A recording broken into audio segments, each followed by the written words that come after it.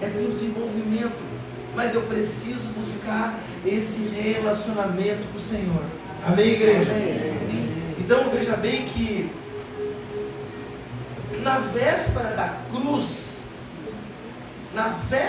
cruz, Jesus ele não estava em guerra, mas Jesus estava na mesa. Jesus estava sentado na mesa, impartindo o seu coração com os apóstolos. Antes de Jesus ser traído, ele estava instruindo. Antes de Jesus ele ser traído, ele estava servindo. Olha só a mentalidade, olha a sabedoria e olha o que Jesus ele nos ensina com isso. Antes de ele ser traído, ele estava servindo. Ele sabia que ia ser traído, igreja. Ele sabia que ia ser abandonado. Ele deixou de servir? Não deixou. Ele deixou de ensinar? Ele não deixou. Olha o amor que o Senhor Jesus tem pela minha e a tua vida. Olha o amor que o Senhor Jesus tem pela sua igreja. No momento que ele estava sendo levado à traição, ele estava servindo a mesa. Ele estava impartindo o seu coração. Antes de Jesus sangrar, Jesus estava partindo o pão. Aleluia! Jesus estava na condição de servo. Como a irmã ele estava me ministrando aqui em cima, ele não teve por usurpação ser igual a Deus, mas ele se esvaziou de tudo e tomou a forma de homem, de servo, e morreu numa cruz, num madeiro. Aleluia! E ele foi obediente até a morte. Aleluia! Que ensinamento que Jesus ele nos transmite. Não é só pelo que ele falou, porque Jesus ele não só falava, mas ele fazia. Ou ele fazia e então ensinava.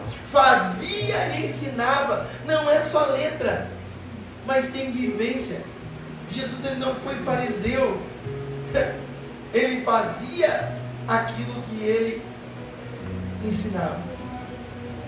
Ele primeiro fazia e depois ele ensinava. E outra coisa, Jesus ele não fazia e não ensinava por vontade própria, mas ele fazia e ensinava o que ele via o Pai fazendo. Tinha um desenho, amém? Tinha um mapa, e Jesus ele construiu aqui na terra aquilo que já estava no coração do Senhor. Então, irmãos, para a minha vida e a tua vida ser desenvolvida, irmão Isaac, naquilo que o Senhor tem para nós precisamos estar nessa comunhão, nós precisamos estar neste ato de intimidade com o Senhor, que o Espírito Santo de Deus ele vai começar a ministrar, Mateus, Tiago, aquilo que nós precisamos fazer, aquilo que nós precisamos entender para realizar aqui na terra. E sabe o que é mais lindo? Sabe o que é o mais lindo da vida? É que a gente sabe que o Senhor está fazendo coisas maravilhosas, porque o Senhor ele só faz coisas maravilhosas. O Senhor só faz coisas maravilhosas.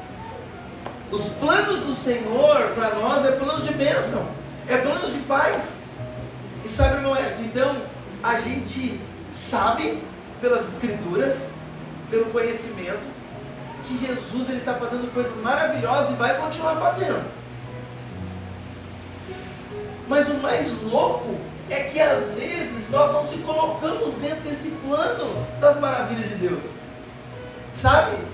E é isso que eu como pastor, eu tenho orado e eu tenho visto, não com os olhos físicos simplesmente, mas com os olhos espirituais, que é levar a igreja através do Espírito Santo, não através do homem, a esse nível de maturidade, irmãos. Sabe, irmã Elisa?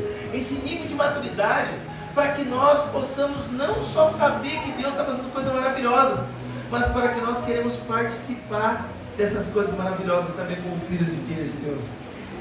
E para mim e para você poder participar dessas coisas maravilhosas que a gente sabe que o Senhor está fazendo, eu preciso estar alinhado no centro da vontade de Deus.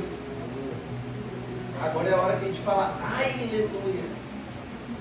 Porque muitas das vezes nós sabemos que o Senhor está fazendo coisa maravilhosa, queremos participar, mas não queremos ter uma vida de retidão com Cristo.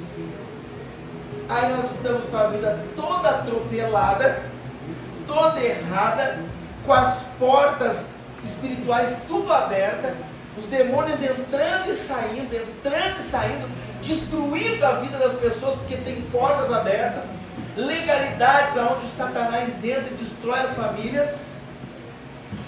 Mas eu quero participar dessa obra maravilhosa, eu quero fazer, mas como que nós vamos ter essa autoridade de Deus para poder participar dessa obra maravilhosa, se nós estamos com as portas tudo abertas, estamos cheios de pecadinhos de estimação, e às vezes não é aqueles pecados escandalosos que todo mundo vê, porque daí talvez isso causaria uma vergonha perante os homens, mas é os pecadinhos de estimação que ninguém vê, que eu vou empurrando para baixo do tapete. Os pecadinhos de estimação que às vezes quando eu estou longe da minha esposa eu cometo, talvez que quando eu estou longe da minha família eu cometo, talvez quando eu estou longe da igreja, do pastor, da congregação, dos irmãos, talvez quando eu estou em outra cidade, outro bairro, outro estado, talvez lá eu comece a cometer esses pecadinhos, porque lá não tem ninguém me vendo. E eu quero participar dessa obra gloriosa que o Senhor está fazendo. Sabe quando? Nunca. Só que o ser humano, ele não quer se alinhar no centro da vontade de Deus. Sabe por quê? Porque isso é difícil. Amém, igreja? Isso é difícil. Só que homens e mulheres de Deus que realmente querem entrar e entendem o sacrifício da cruz, entendem realmente o que Jesus ele fez na cruz, no mínimo, nós vamos ter coragem para renunciar todos os dias, quando o pecado vir e bater na nossa porta. Nós vamos ter coragem para renunciar, nós vamos ter coragem para dizer não, nós vamos ter coragem para correr para os pés de Cristo e pedir força, pedir para Ele sabedoria, discernimento, coragem, para que nós não se desviamos nem para a esquerda nem para a direita, mas que nós continuamos alicerçados no caminho de Jesus, seguindo para o alvo. E aí, irmãos, as coisas que vão ficando para trás, ficam para trás, irmãos. Agora eu não me incomodo mais com as coisas que eu não fazia. Eu agora não me incomodo mais com as coisas que ficaram para trás. Eu tenho um alvo, eu tenho um objetivo. E é por isso que Paulo vai falar, não que eu já haja alcançado tudo, mas uma coisa eu faço, é esquecendo-me das coisas que para trás ficam e avançando para as que estão diante de mim, eu prossigo para o prêmio da soberana vocação em Cristo Jesus. Paulo ele não corria qualquer corrida. Paulo ele não andava de qualquer jeito. Ele tinha um desenho, ele tinha um mapa. E onde é que estava isso? Nas Escrituras Sagradas.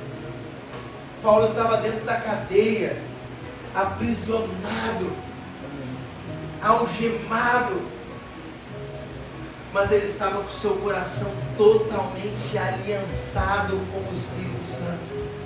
Ele estava com o seu coração totalmente incendiado. E ele vai falar o que? Alegrai-vos no Senhor. O cara estava preso.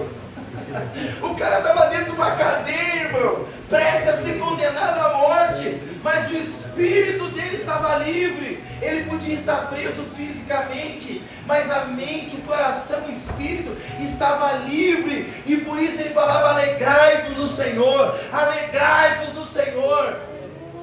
A pessoa quando está livre, irmãos, dessa cultura nojenta, a pessoa quando está livre daquilo que o mundo está nos impulsionando a fazer. O mundo é o seguinte, pisou no meu calo, eu piso também. Ah, quer me empurrar, eu vou empurrar também. Ah, quer ser ruim comigo, eu vou ser ruim também.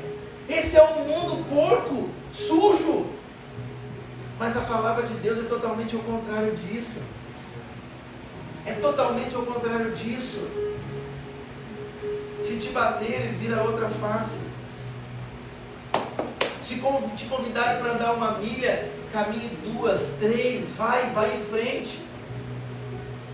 Se nós olharmos para as Escrituras e vermos a movimentação de Jesus, e nós, no mínimo, fazer exatamente aquilo que ele estava fazendo, irmãos. Então, sempre quando nós estiver com dúvida, igreja, olhe para cá. Como que eu vou fazer? Que resposta que eu vou dar? Como que eu vou conduzir os meus dias? No mínimo que nós devemos fazer é o seguinte: Senhor Jesus, o que você faria no meu lugar? Jesus, se fosse o Senhor para dar essa resposta para essa pessoa, o que o Senhor falaria, Jesus? Se fosse o Senhor nessa situação que eu me encontro agora, com esse problema, com essa dificuldade, o que o Senhor faria, Jesus? Me ensina, Jesus. Eu estou aqui, eu sou teu filho, eu sou fraco, eu sou falho, mas eu preciso de uma instrução do teu Espírito. Me ensina a dar os próximos passos.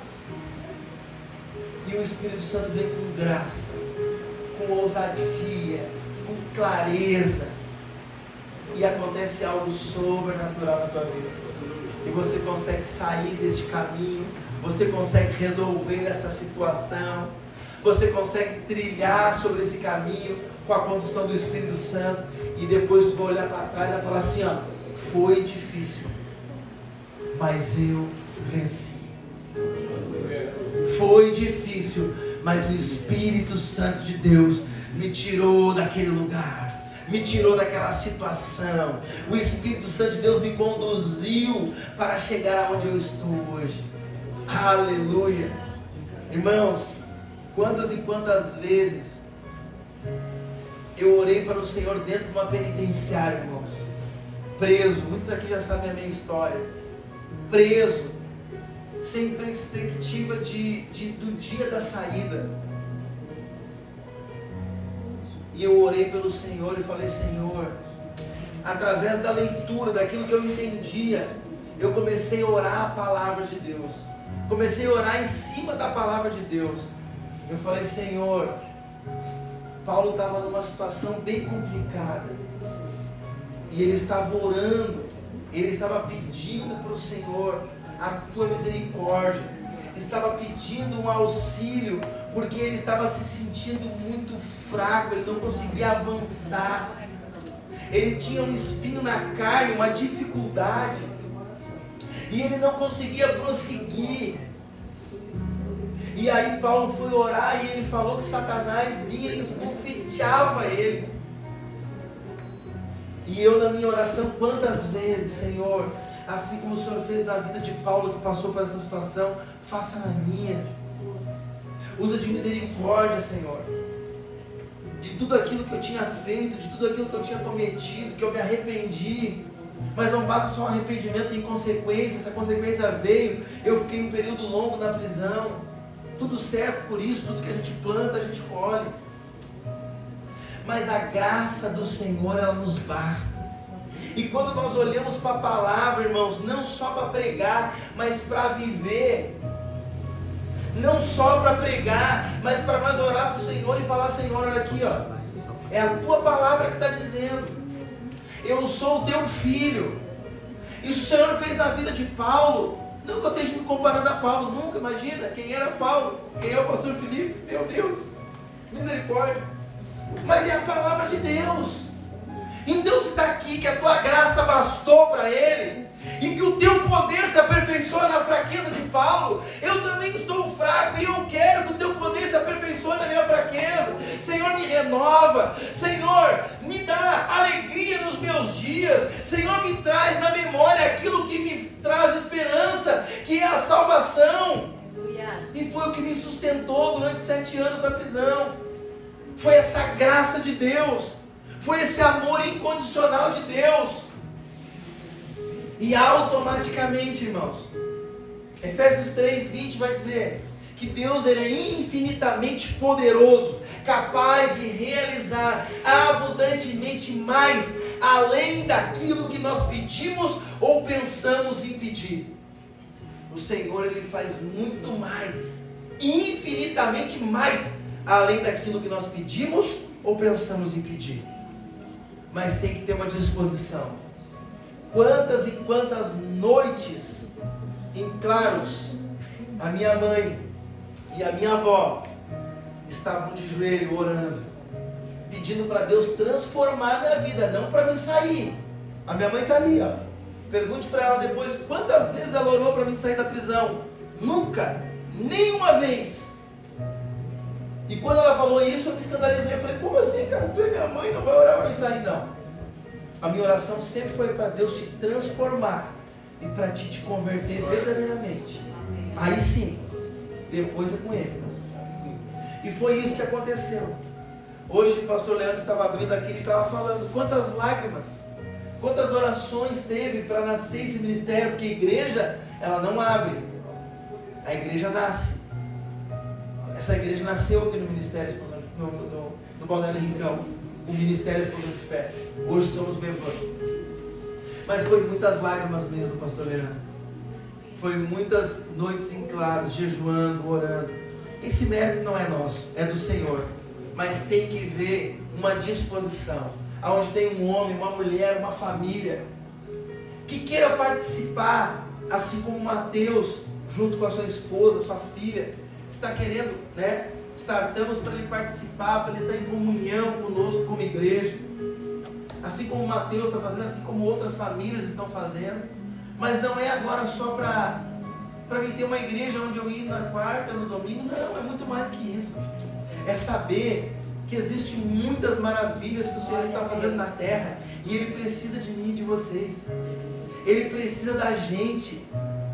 A cada um, irmãos. Mas eu não conheço muito, estou começando agora. Mas eu não tenho curso. Mas eu não sei o que. Não tem nada a ver com isso.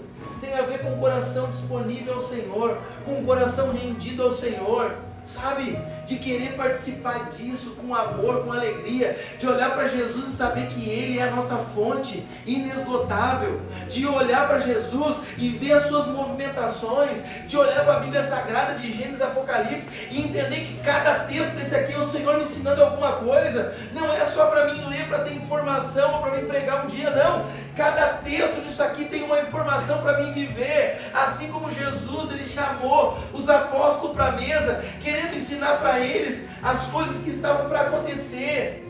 Obrigado, irmão. Querendo falar para eles aquilo que eles precisavam entender. E como eu falei para vocês no início da mensagem, como tem igreja, como tem família dispersa. Por quê? Porque entra nesse ativismo religioso. Segunda na igreja, terça, quarta, domingo também tem, sexta também tem. Nós temos movimentação aqui todos os dias quase. Só não temos, acho que quinta e sexta. Mas não é só vir na igreja, é entender o que está fazendo. Eu preciso ser um bom marido, um bom filho. Eu preciso ser um bom empregado ou um bom patrão. Eu preciso expressar o amor de Cristo aonde quer que eu esteja. Eu preciso expressar esse amor de Cristo aonde quer que eu esteja. As pessoas têm que olhar para a tua vida, para a minha vida e querer desejar, irmãos, servir o mesmo Deus que nós servimos. Aleluia! Sabe, não é o quanto eu carrego de informação, de conhecimento, de inteligência, não. É o quanto que eu carrego de sabedoria de Cristo, de praticar aquilo que eu estou lendo, aquilo que eu estou aprendendo. Aleluia! Antes de ser traído, Ele serviu. Olha só como que Deus faz através do seu Filho. Antes de Ele sofrer, igreja, e passar o que passou, Ele falou da comunhão. Então a mesa que nós estamos prestes a ceiar é uma mesa que foi preparada pelo Senhor. A mesa da Santa Ceia é um altar da nova aliança. Eu preciso entender isso no meu espírito. A mesa de Santa Ceia é um altar da nova aliança. É um lugar onde o céu e terra se encontram, como vocês estavam cantando aqui, como vocês estavam entoando essa canção. É um lugar onde os céus e terra se encontram. É neste ambiente de comunhão da nova aliança. É o momento em que o amor do Senhor vence o mundo. É este momento do partir do pão. E esse momento ele é eterno, irmãos. E ele se revela no simples partir do pão. Então o Senhor Jesus, ele te convocou nessa noite para estarmos aqui como igreja, para partirmos o pão junto. Ah, pastor, mas quem é que pode participar? Tu vê, essa semana aconteceu isso, eu errei, eu não estou assim, eu não estou assado. Irmãos, quem é que aqui é digno de participar da Santa Ceia? Não tem ninguém entre nós que é digno. Não tem ninguém entre nós que é digno de participar da Santa Ceia. Todos nós temos pecado, todos nós falhamos. Mas deixa eu falar algo para você. Jesus, ele nos dignificou novamente quando ele morreu na cruz do Calvário. E ele nos instruiu os apóstolos, o texto que nós lemos de Lucas 22, falando da Santa Ceia, deste momento de celebração. E sabe o que ele disse? Celebrai, comemorai, até que ele venha. Então, irmãos, que nós possamos fazer isso de uma forma honrosa ao Senhor, de uma forma simples, mas profunda. Que nós possamos partir o pão e poder entender que Jesus, ele não foi forçado à cruz, ele foi porque ele quis. Ele não foi forçado à cruz, ele desejou ir para a cruz e morrer por nós. E sabe o que ele disse? Desejei ansiosamente comer convosco essa Páscoa. Por que ele reuniu os apóstolos? Porque ele estava desejando ir para a cruz. Ele estava ansiando esse dia da cruz. Aí Pedro se mete no meio e fala: não, que isso, tu vai para lá, tu vai sofrer, tu vai padecer, tu vai morrer. Não, tu não vai não. E ele fala para Pedro: para trás de mim, Satanás, tu serve para mim de pedra de tropeço. Por quê? Porque Pedro, por um instante, ele se desconectou da verdade. E agora ele quis interromper de Jesus ir para a cruz e cumprir algo que estava desenhado no coração de Deus. Então, meu irmão, então, minha irmã, que nós não possamos e nós não se tornamos esse Pedro, essa pedra de tropeço. Que nós possamos servir de pedra de edificação. O Senhor construir aquilo que está no coração dele através da nossa vida aqui na terra. Essa noite o Senhor nos convocou como igreja. O Senhor, ele te trouxe até esse lugar.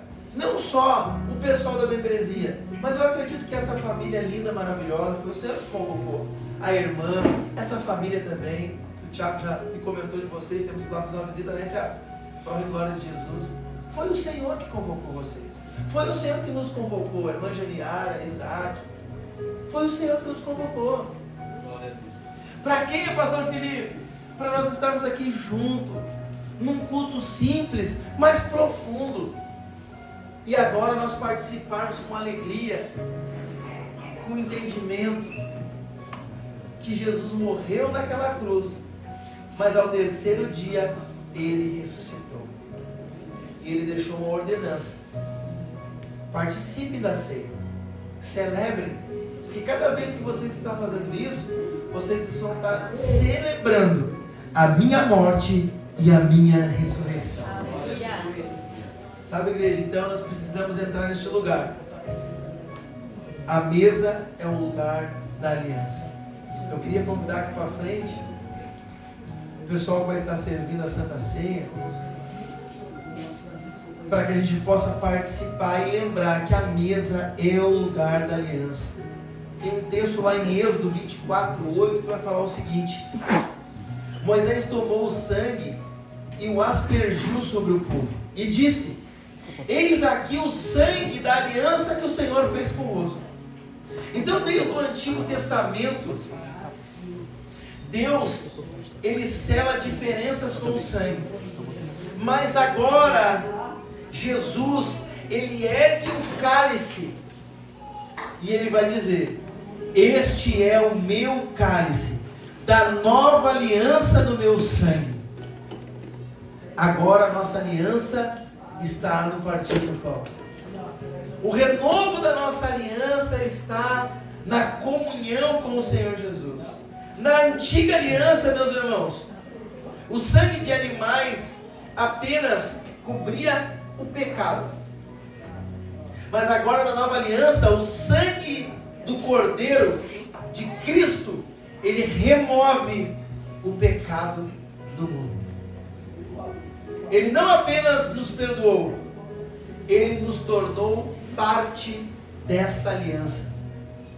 E é por isso que nós estamos aqui, para estarmos renovando a nossa aliança neste momento tão esperado. Então, quando você estiver participando dessa ceia, você está declarando, afirmando: eu continuo firmado na tua aliança, Jesus. Eu continuo firmado na aliança. Eu não rompi o pacto. Eu permaneço fiel a ti. Aleluia. E assim nós vamos caminhando de glória em glória.